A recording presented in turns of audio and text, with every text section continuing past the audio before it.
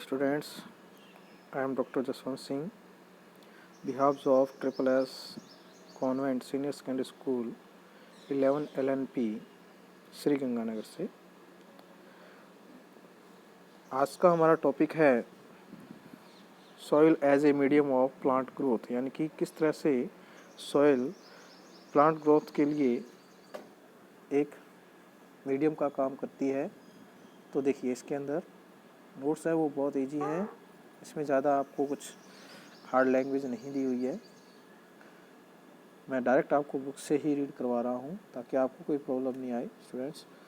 तो देखिए, factor affecting the plant growth are divided into 3 parts, यानी कि जो प्लांट ग्रोथ को फैक्टर अफेक्ट करते हैं उनको हमने 3 पार्ट्स में क्या किया हुआ है, डिवाइड किया हुआ है। फर्स्ट है क्लाइमेट फैक्टर्स, सेकंड है बायोटिक फैक्टर और थर्ड है एडाफिक फैक्टर्स।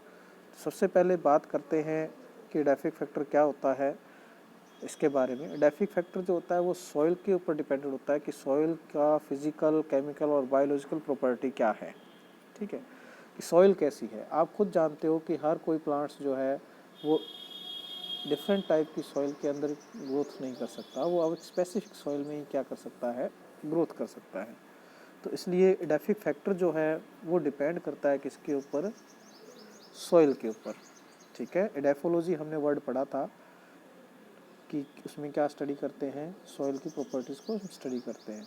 तो देखिए, edaphic factor include the all physical, chemical, biological property of the soil, यानी कि इसके अंदर हम सॉइल की ही फिजिकल, केमिकल और बायोलॉजिकल प्रॉपर्टी को क्या करते हैं, स्टडी करते हैं। Substance of soil, its capacity of provide water and nutrients to plants. Soil provide the condition for the plant growth which are the mentioned below, यानी कि जो सॉइल चीज़ें प्लांट ग्रोथ को अवेलेबल करवाती हैं ताकि वो ग्रोथ करते रहें, तो वो नीचे दिए गए हैं।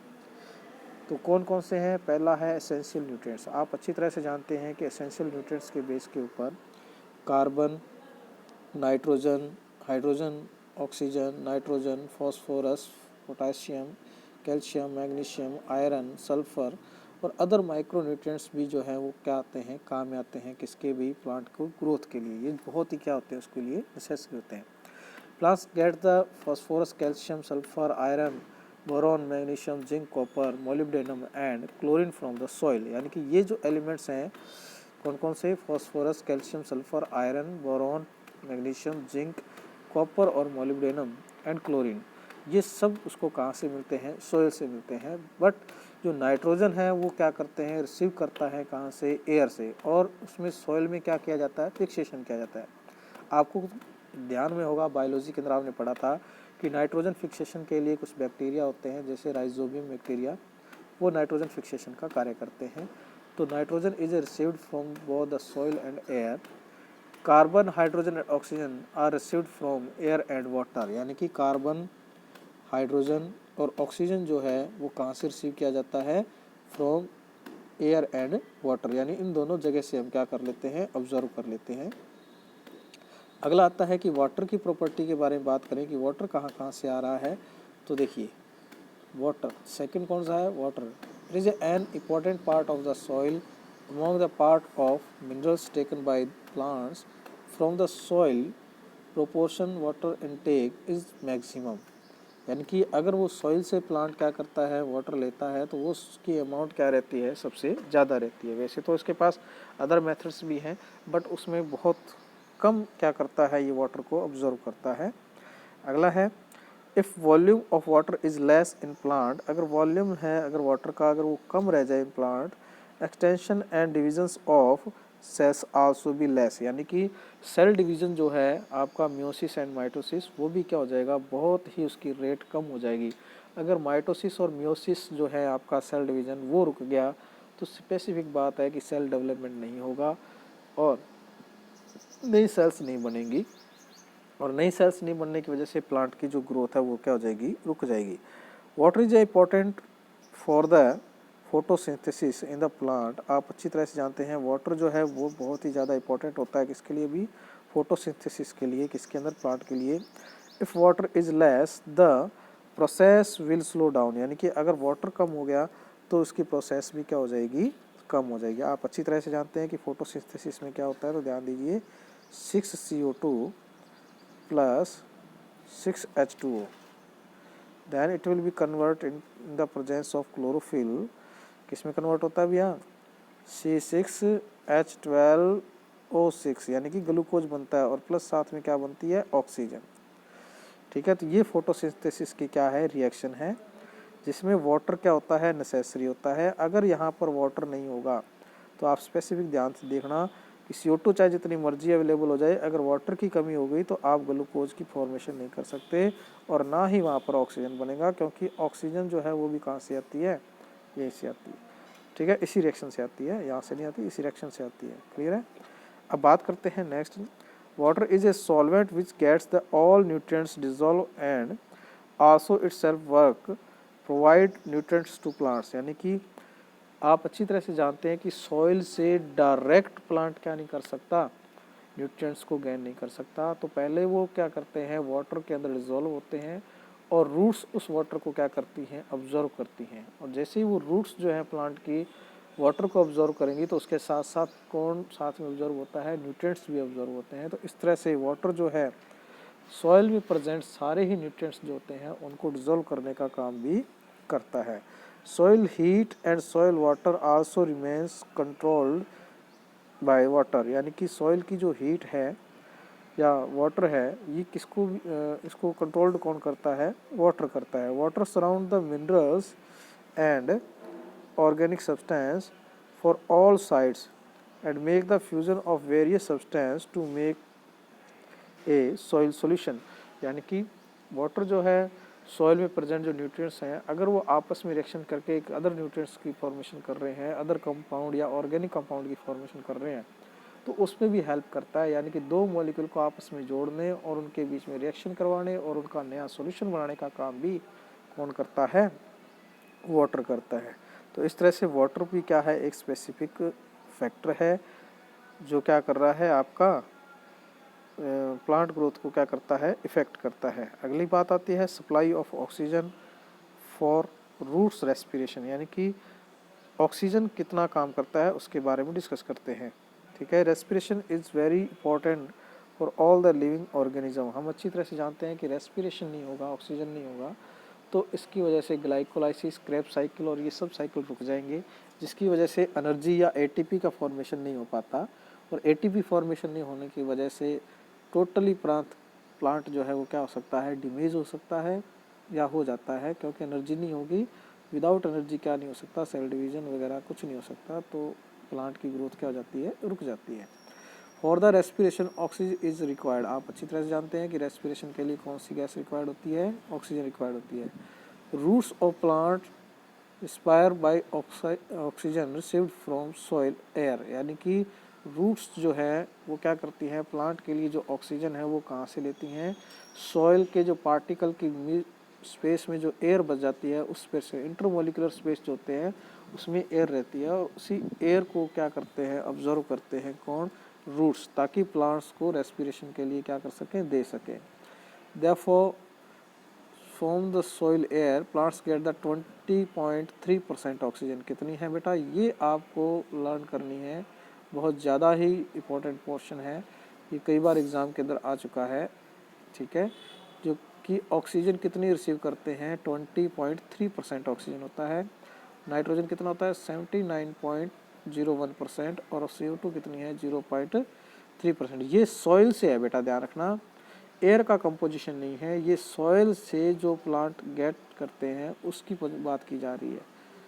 ठीक है ना, सॉइल के अंदर जो एयर होती है उसमें ऑक्सीजन होती है 20.3%, नाइट्रोजन होती है 79.01% और CO2 होती है 0.3%।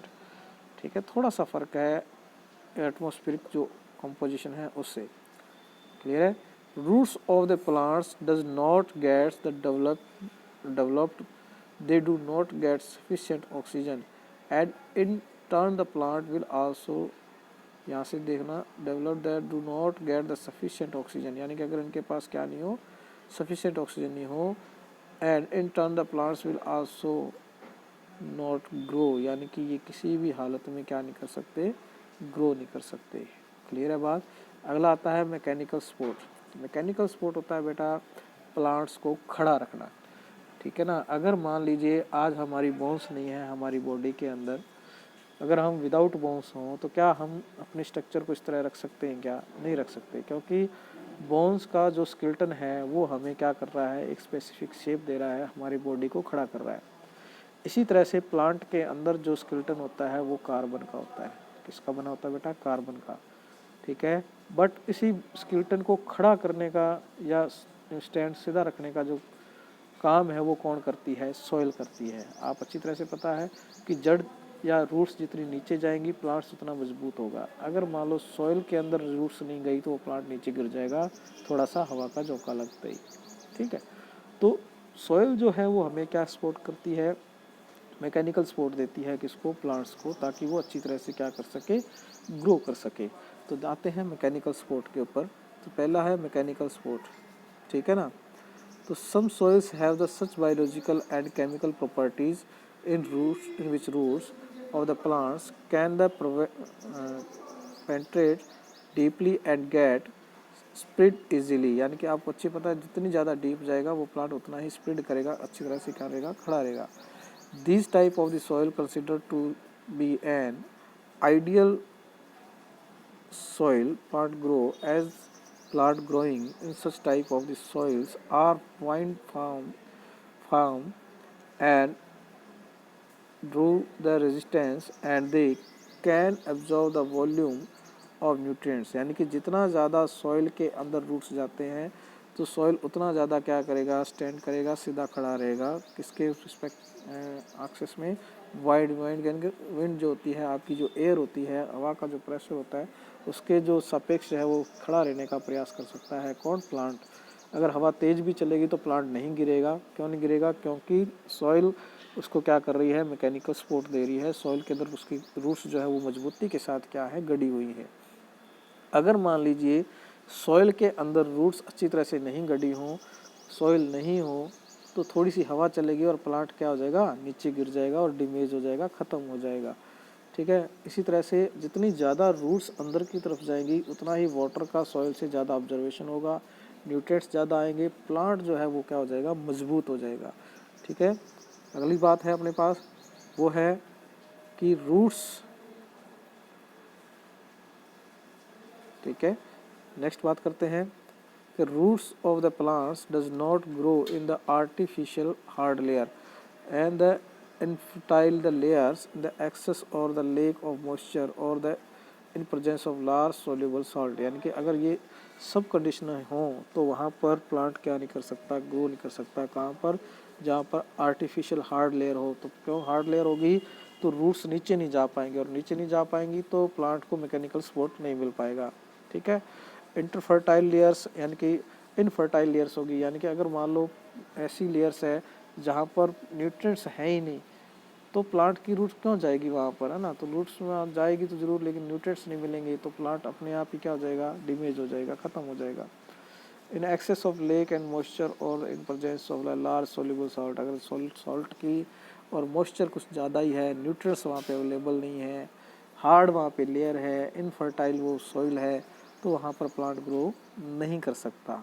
ठीक है ना। तो अब आगे नेक्स्ट देखिए, अपने बात करते हैं कि beside the such for favorable conditions ideal solution heat is also very important for the plant growth because it affect the absorption of food and the minerals by the plants। यानी कि एक condition है कि एक ideal soil की क्या होनी चाहिए? हीट होनी चाहिए, जिसके ऊपर क्या कर सकते हैं? प्लांट्स डिफरेंट टाइप के जो मिनरल्स हैं उनका क्या कर सकते हैं? ऑब्जर्वेशन कर सकते हैं और अपना ग्रोथ कर सकते हैं। Intake of water nutrients and the development of the roots of plants, therefore it can be said that is the very important factor medium for the plant growth। इसलिए हम कहते हैं कि सॉइल जो है हमारे लिए क्या है? वेरी इंपॉर्टेंट फैक्टर है। किसके लिए? मीडियम है। किसके लिए भाई? प्लांट ग्रोथ के लिए। ठीक है बेटा, अभी के लिए इतना ही करते हैं। नेक्स्ट वीडियो जो है वो हम आपको कंपोजिशन की भेजेंगे कि सॉइल का कंपोजिशन क्या होता है, इसके बारे में हम नेक्स्ट वीडियो में बात करेंगे। आज का टॉपिक हमारा इतना ही है, आप इसको रीड करना, मैं आपको इसको सेंड कर दूंगा। इसके शॉर्ट नोट्स जो है वो हम बाद में आपको अवेलेबल करवा देंगे। अभी आप इसी पॉइंट्स को क्या करोगे? रीड करोगे। ठीक है बेटा, ओके बाय। आप इस चैनल को लाइक एंड शेयर ज़रूर करना, सब्सक्राइब ज़रूर करना, ताकि नेक्स्ट वीडियो आपको यहाँ पर मिलती रहेगी। Okay bye.